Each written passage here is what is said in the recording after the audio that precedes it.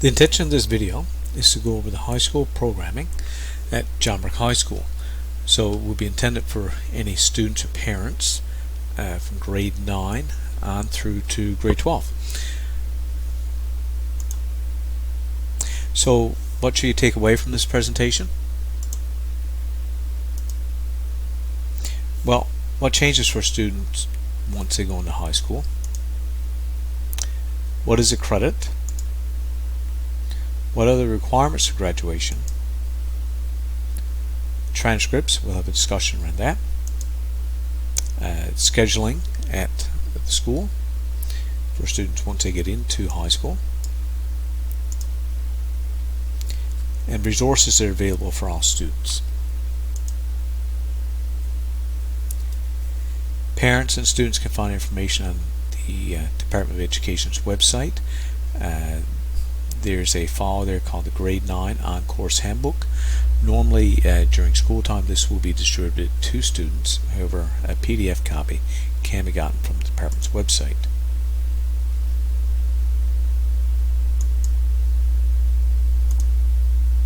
So now that you're in high school, what does that mean? For many students, it is the light at the end of the tunnel of usually a 3-year long process to get there.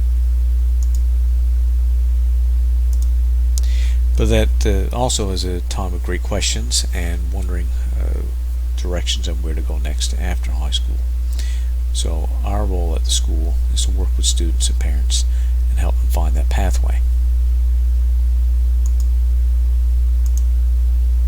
So the last 3 years of K to 12 is known as high school.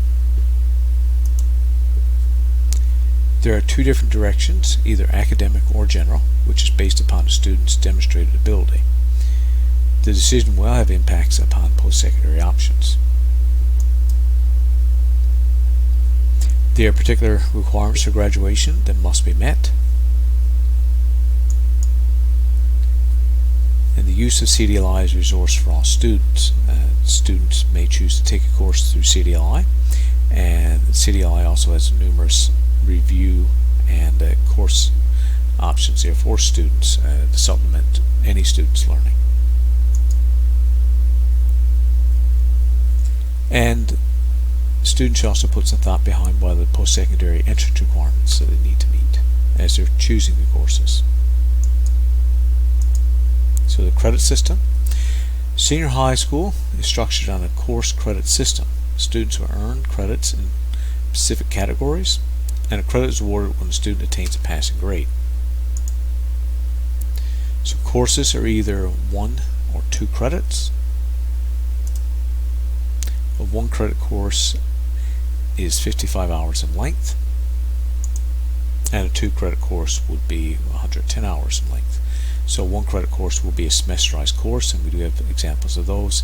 And students would normally take 2 semesterized courses, and that will give them the 2 credits as they go through the year, and we'll show some examples as we go through the presentation. And a passing mark is defined by the Department of Education as a 50%. Now the 4-digit course number. The first digit usually denotes the year in which the course should be taken. So 1 will be a level 1 course, 2 level 2, and then when we get level 3 usually indicates student would take that course in grade 12.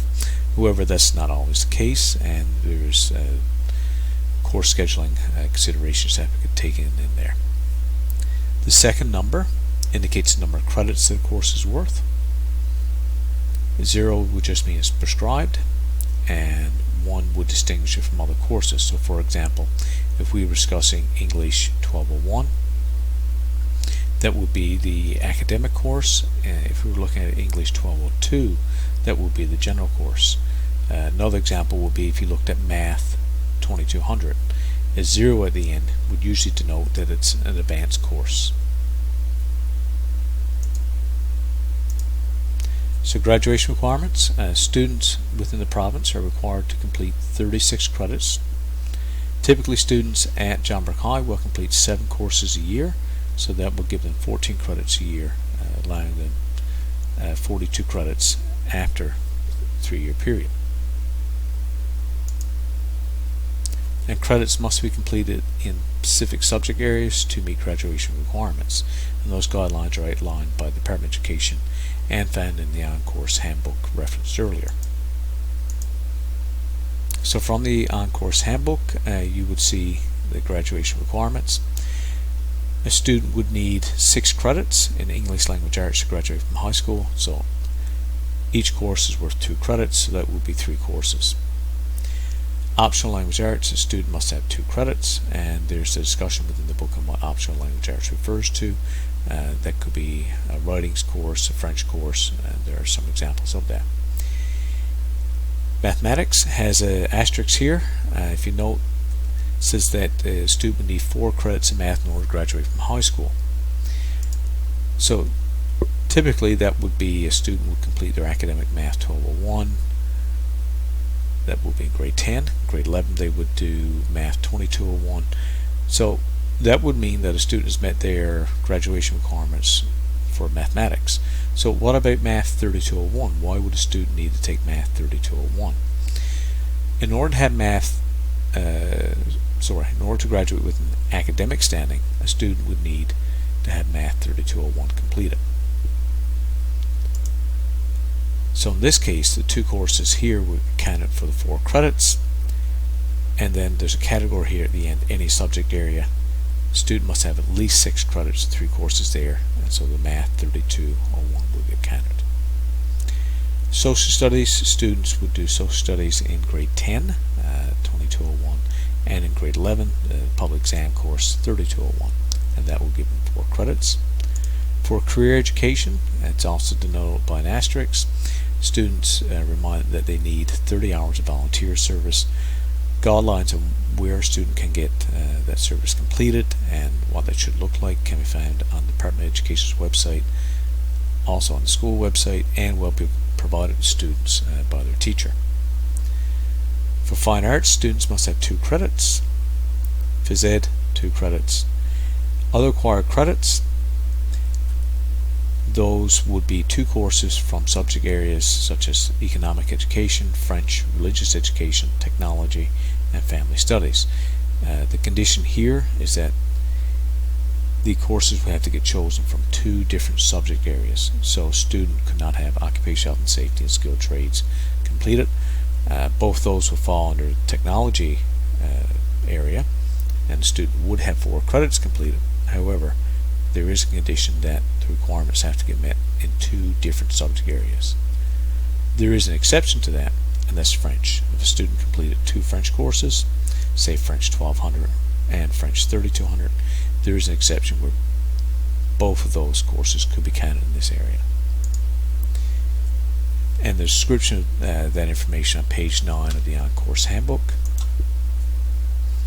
And a point to take away from this as well is that meeting minimum graduation requirements does not necessarily satisfy entrance requirements for many post-secondary schools. Students and parents are asked to refer to a post-secondary school and entrance requirements to get into a particular program.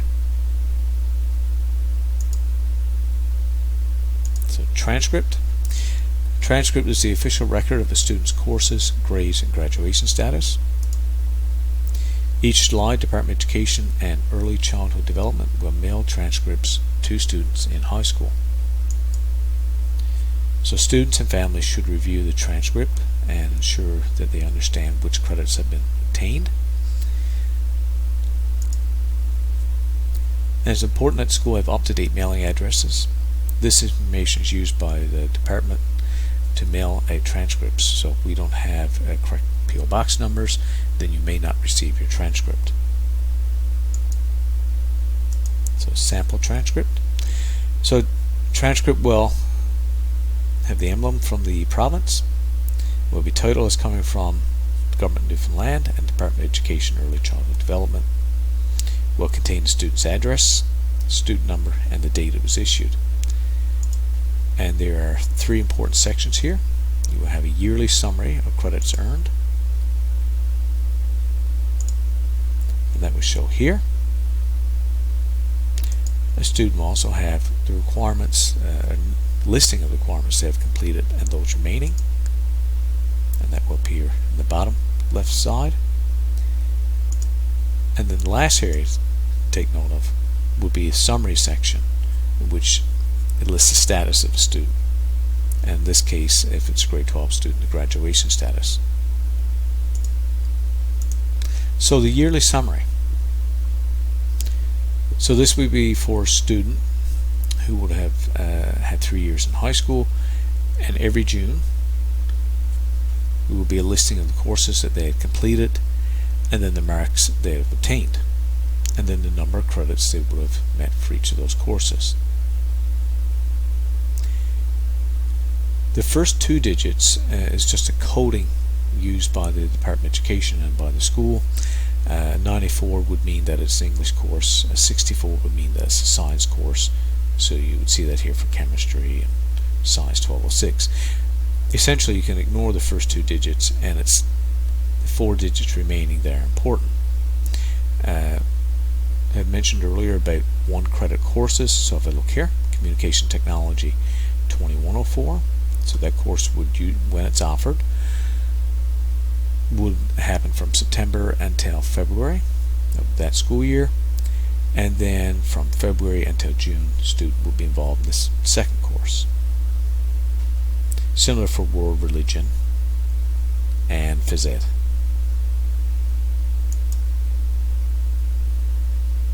There's some things to note as a student is looking through the transcript. If a student obtains a failing mark in a course, then a credit would not be awarded for that course, and a student will need to either do some credit rescue work, write a supplementary exam. Sometimes summer school is an option, but they would need to have a means of obtaining that credit back. Another caution to note here is that this particular student here had completed their career development course. They did pass the course, so then why were they not awarded a credit?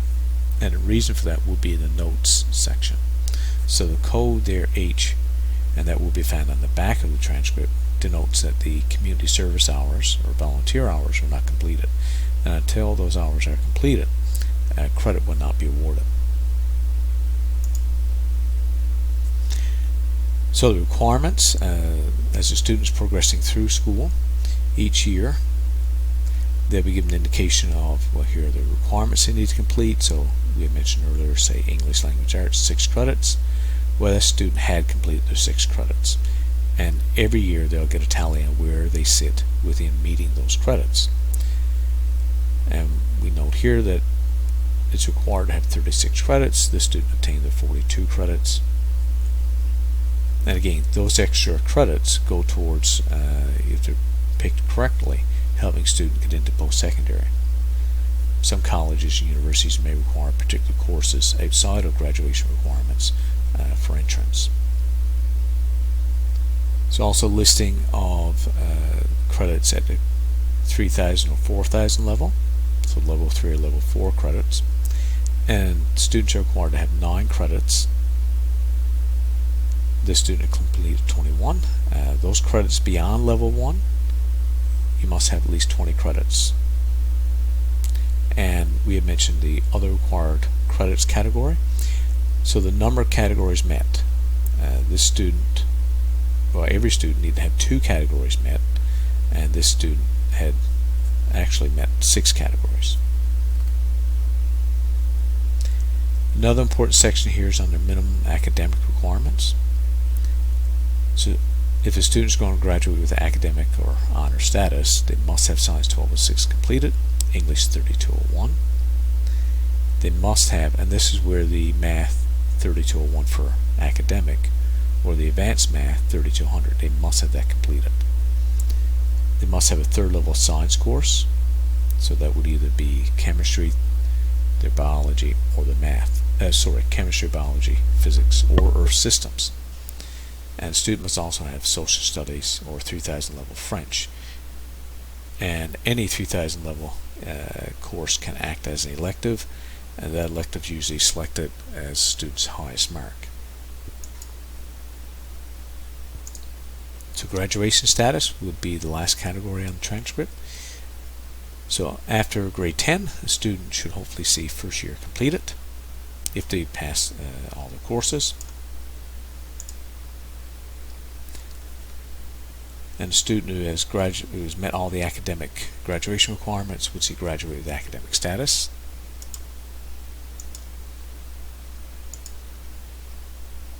A student who graduated on what typically would be known as a general route, their transcript would say graduated.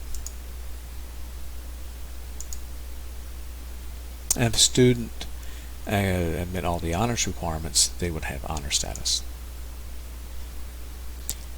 So just other indications you may see on the transcript. So we had seen the first one there, first year completed. So if a student has gotten between 12 and 21 credits, they have their first year completed. If they have less than 12 credits, then their transcript would denote that the first year is incomplete. If they have more than 22 credits, they have their second year complete, and then after that, once they meet graduation requirements, it will say that they've graduated and have one of those statuses we had just reviewed. So what does it mean to graduate with an academic status? Well, those courses we had reviewed earlier, you need to have your English 3201. You must have a third level math, either academic or advanced. 3208 would be calculus. Must have at least one third level science. They had their social studies completed. This year, June 2020, is the last year for World Geography 3202. That course will be phased out, and Social Studies 3201 will replace that course. So it's been updated. And the student must have 2 credits from 3000 level course, and that will act as an elective. So if the overall average, cumulative average from those courses, is less than 80%, the student will have academic status. If the average is higher than 80%, then it's denoted as honor status. And for the graduated status, all their students who meet the minimum graduation requirements but do not meet additional requirements for academic honors will be awarded graduated status. It should be noted that for any student on an academic pathway, completing one general course will give them general status as they move through school. So that's important to note, that if a student is on an academic or honors pathway, simply taking one general course will change their academic status.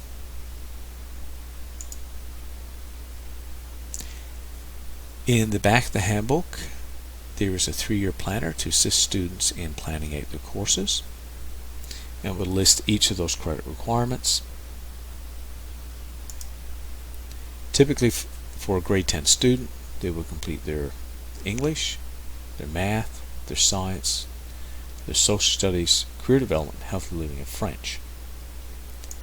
And then as we move into the grade 11 year, they will continue with their English. We typically have them complete writings, again their math. Most grade 11 students, the majority, will complete biology 3201 that year. And it's important to note that biology 2201 is not needed before a student can complete biology 3201. The courses are separate, and 2201 is not needed.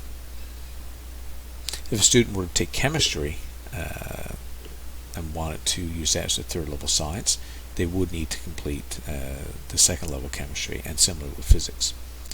And all students in grade 11 have to complete their third level social studies credit. So the other courses here, we had said 7 courses, so the other one will be filled by electives that are selected by the school. And due to enrollment numbers, we're not able to offer students a high variety in choices there. Typically they are cycled by the school every 2 years. And then when a student gets into the grade 12 year, there are 5 courses that most students typically will have to take, and that will be gain their English, their math. Students must have a phys ed credit, art, and occupational health and safety, and this will allow students to meet their other required credits category. And if you notice, we have healthy living here, and a student could use that to meet the physical education requirements. If they complete phys ed 3100, that could go down to other required credits. So there are cases when students are taking courses through CDLI that some of these other courses may not be open to them because we do have to work around CDLI's class schedule. So we have options built in for that as a student progresses through. So some scheduling considerations. So due to scheduling constraints, students are reminded to take courses when they are offered. We cannot always guarantee that if a student decides or tries to move outside of the credit scheduling, the way we have it done at the school, that we would be able to offer them courses. We ask that they work within the schedule that we give them. So for example, grade 11 students, Biology 3201 is typically made available for students when they're in grade 11. Deciding or putting off taking that course until grade 12 does not guarantee the student can get that course, so it's important they take it in the year it's offered. And similar with Social Studies 3201.